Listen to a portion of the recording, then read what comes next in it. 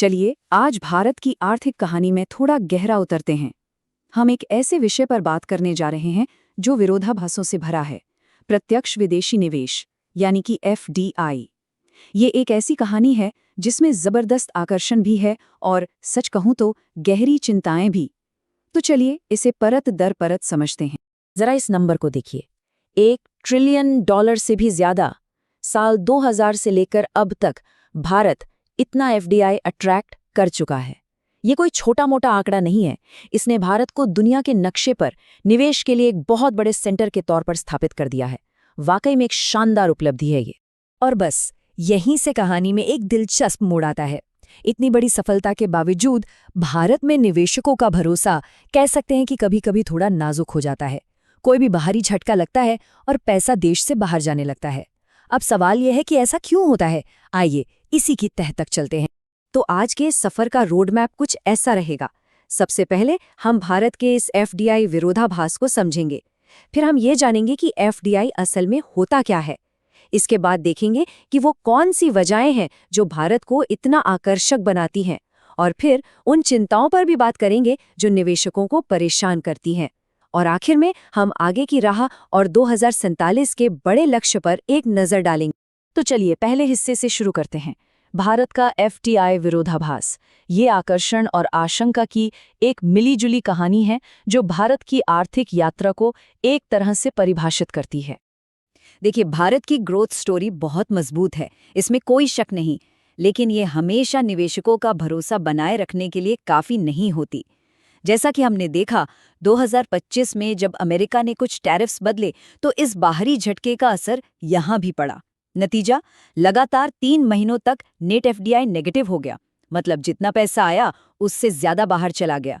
ये दिखाता है कि हमारी आर्थिक व्यवस्था बाहरी घटनाओं के प्रति कितनी संवेदनशील है। तो इससे पहले कि हम आगे बढ़ें, ये समझना बहुत जरूरी है कि जब हम FDI करते हैं तो इसका असल मतलब क्या होता है। चलिए अगले सेक्शन में इस कॉन्सेप्ट को थोड़ा आसान बनाते हैं। OECD की परिभाषा के हिसाब से FDI का मतलब है जब एक देश का कोई निवेशक दूसरे देश की किसी कंपनी में निवेश करे।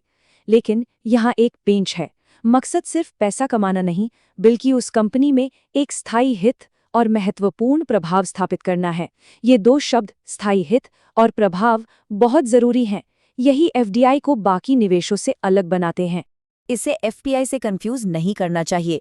FPI यानी foreign portfolio investment, short term का खेल है। जैसे किसी कंपनी के कुछ शेयर खरीद लिए या बॉन्ड में पैसा लगा दिया। इसमें निवेशक का कंपनी चलाने में कोई हाथ नहीं होता। दूसरी तरफ FDI एक लॉन्ग टर्म कमिटमेंट है।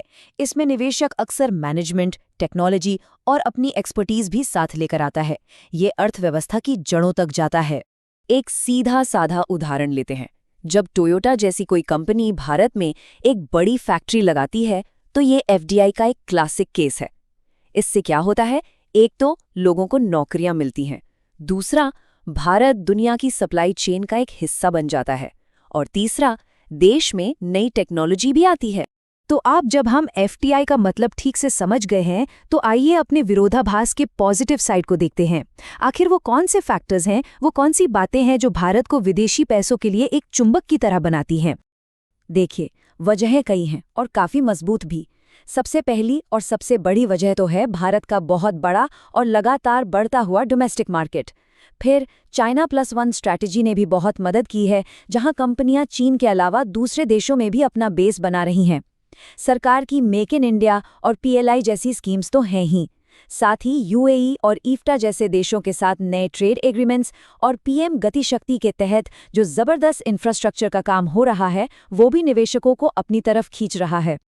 तो ये पैसा आ कहाँ से रहा है? जैसा कि ये चार्ट दिखा रहा है, सिंगापुर और मॉरिशस पारंपरिक रूप से हमारे सबसे बड़े स्रोत रहे हैं।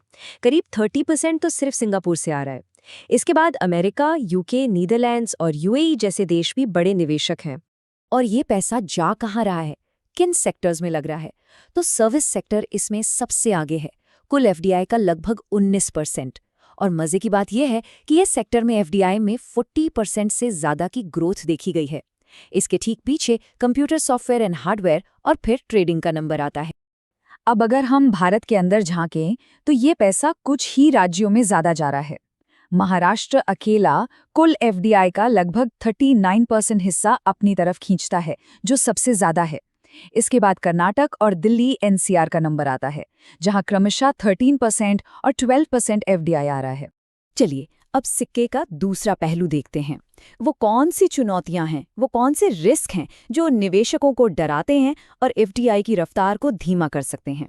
यहाँ कुछ बड़ी रुकावटें हैं। सबसे पहली, पॉलिसी को लेकर अनिश्चितता। मतलब अगर नियम अचानक बदल जाएं तो निवेशकों को ये पसंद नहीं आता। दूसरा, इंफ्रास्ट्रक्चर और लॉजिस्टिक्स में अभी भी कुछ कमियां हैं। वियतनाम और मेक्सिको जैसे देशों से हमें तगड़ा कंपटीशन मिल रहा है। एक और बहुत बड़ी चुनौती है स्किल्ड लेबर की कमी। हमारे सिर्फ 5% वर्कफोर्स के पास ही फॉर्मल स्किल ट्रेनिंग है। और आखिर में रिसर्च एंड डेवलपमेंट यानी R&D पर हमारा खर्च बहुत कम है। जीडीपी का सिर्फ 0.6 से 0.7%। ये भी एक चिंता की बात है। तो सवाल ये है कि इन चुनौतियों से निपटने और एक ज्यादा भरोसेमंद इन्वेस्टमेंट माहौल बनाने के लिए क्या किया जा सकता है। आइए अब आगे की राह पर एक नज़र डालते हैं। एक साफ सुथरे रोडमैप की जरूरत है। पहला कदम, पॉलिसी में स्थिरता लाना, ताकि नियम कानून प्रिडिक्टेबल हों। दूसरा, इंफ्रास्ट्रक्चर को और मजबूत करना, खासकर लास्ट मील कनेक्टिविटी।